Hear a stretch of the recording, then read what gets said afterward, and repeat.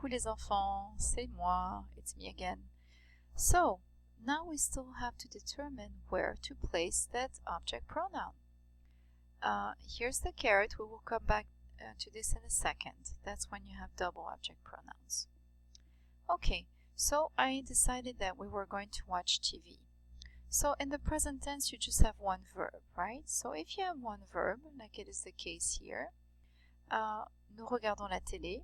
Here's your object. It's direct, but it could have been an indirect object pronoun. It could have been an adverbial pronoun involving y and en. The rules of placement in a sentence are exactly the same for all pronouns, so that's the good news. So la télé needs to be reduced into a tiny pronoun. Here it's feminine, it's singular, it's direct, so we're going to replace it with la, which really means it here. We watch TV, we watch it. Nous regardons la télé, nous la regardons. So when you have one verb, it could be imparfait also, or any other simple tense. Here we're dealing with présent. Nous la regardons. So it goes right in front of the verb. Nous la regardons. Had it been imparfait, nous regardions la télévision. Nous la regardions. And if we will watch TV, we use the future, le futur simple, the future. Nous regarderons la télé, nous la regarderons. So any simple tense, meaning one verb only, the rules will be the same.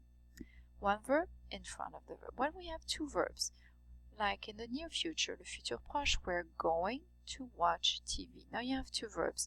You know that la télé likes to be in the front, right? We always talked about Fluffy wanting to be in the front seat. So here you're going to have to put it in front of the second verb, the one that's in the infinitive. So we're going, and what are we going to do? Watch it. Watch it. So we're going to watch it. Nous allons la regarder. What if it's impératif, like I'm commanding or I'm suggesting we do something? Here, regardons la télé. Let's watch TV. Let's watch it. Well, if it's an affirmative command or an affirmative suggestion, like it is here, let's do this. Yes, let's do it. Donc, regardons la télé. You're going to put it right after the verb. That really is the only time when it's after the verb, when you command in an affirmative way. So it'll become regardons la, and you put a hyphen. Regardons la, let's watch it. But what if it were a negative command? And I'm saying, no, let's not watch it. We've watched enough TV. So the sentence would start like this. Ne regardons pas la télé.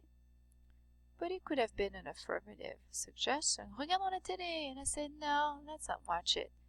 Well, ne and pas are going to be around the verb. Donc here's my verb. Regardons. And our little fluffy, fluff ball, is going to go right in front of the verb because it likes to be in the front. Ne la regardons pas. So really, so far, did you notice how the arrow always goes back towards the left? It goes in front of the verb here, or any simple tense. It goes in front of the infinitive if it's a sentence with two verbs. Instead of allons, you could have had nous aimons regarder la télé, nous détestons regarder la télé, nous préférons regarder la télé. Here we chose the futur proche, the near future. And here, if it's a negative command, it also goes in front. So the only time where the object pronoun goes after the verb is in impératif, when it's affirmative, meaning positive. There's no ne pas involved, there's no negation. Let's watch it. Regardons-la. Now in passé composé, and that's where we stop. Nous avons regardé la télé. We watched TV. So remember, passé composé is a compound tense. We have the auxiliaire right here. We have the past participle right here, and here's our direct object. So you're thinking, okay, usually it goes in front of the verb. So here we have two things going on. So where does it go? It's going to go in front of the auxiliaire right there. Remember how we compared this little guy to Calimero crying? Well, so remember this little guy, the past participle, being all by himself at the end. And so la télé. We'll go here. I'll have to shorten line to L apostrophe. Otherwise, I'll have a vowel confrontation. I don't want that. So, nous l'avons, I don't think so.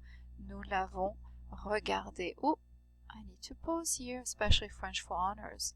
You know what's going to happen here? In French 2s, we saw that too. When you have a direct object pronoun like this little guy, right? And it's placed in front of auxiliaire avoir. Usually when you use auxiliaire avoir, when you're not in the house, you think, good, I don't have to worry about agreement. Well, when you have a direct object pronoun placed in front, well, you know what? You're going to have to worry about agreement, not with the subject, but with the object pronoun. So that little L apostrophe stood for la télé, so I know it's feminine. I'm going to have to add the E here. Okay, if I said, wow, we ate all the candy, I can't believe it. Nous avons mangé. Notice that I don't put an S here because I'm not in the house. I'm not using auxiliaire être. I don't have to agree. Oui, I'm using auxiliaire avoir. Nous avons mangé les bonbons. We ate the candy. There's nothing left. And I want to change les bonbons into them. And I'm thinking, I'm looking for a preposition here. There's none, so I know it's direct, so I know I need to use les. And I know that in passé composé, it has to go right in front of the auxiliaire, right here. Okay, so it's going to go like this. Nous les avons mangé. And I pause, I think, do I have a direct object pronoun in front of auxiliaire avoir? Yes, I do. It's direct. It's not leur, it's les. So guess what? I'm going to add an S because bonbon is masculine, so there's no extra E needed, but it's definitely plural. Nous les avons mangés. Had it been an indirect object pronoun, forget about this rule. It doesn't apply. So if I said, for example, nous avons parlé, don't put an S, I'm not in the house. Nous avons parlé aux élèves, we spoke to the students. You notice that, oh really, remember that, it's après les, so right away I'm thinking, oh, to the students, it's indirect, so I'm going to say, alright, I need to use leur. Oh yes, it has to go in front of the auxiliaire, right here. So here we go. Nous leur avons parlé, and I pause and think, I think the teacher said, and when there's an object pronoun in front of avoir, I need to agree. Yes, but only if it's a direct object pronoun. This is indirect. Why is it indirect? Because I had a preposition in front at the beginning. It was to the students, not the students.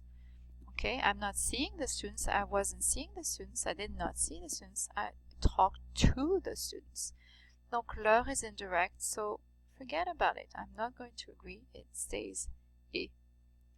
Alright, so that's really an intricacy of the language. It's a little tricky to remember, but that's basically it. I'm going to go quickly back to our examples. I use the green just to show you where ne pas goes.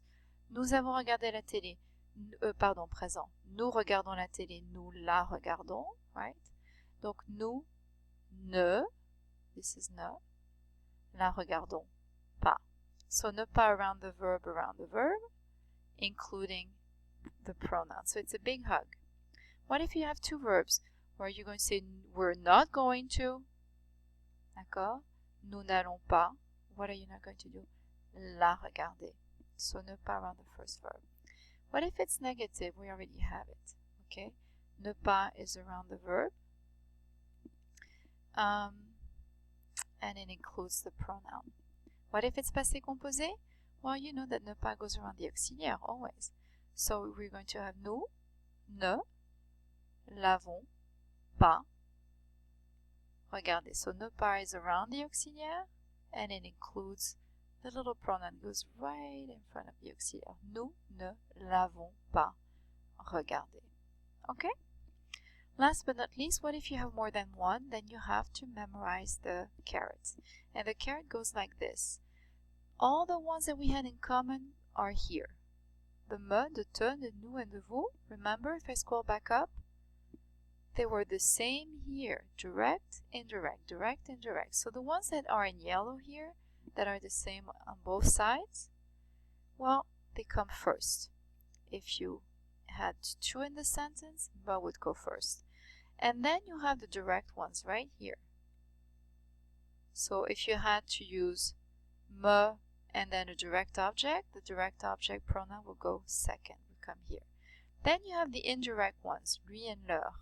And then you have I, en for the donkey and the verb. So they all go in front of the verb. Remember, always go in front of the verb except if it's an affirmative command, if I tell you what to do.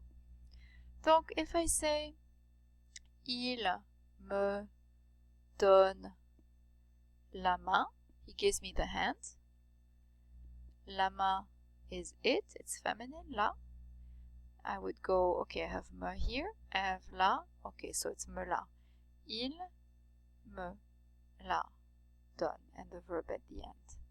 Okay? If I say, let's say, if I speak to her about something,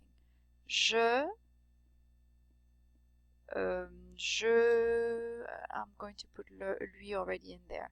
Je lui parle. I speak to her about what?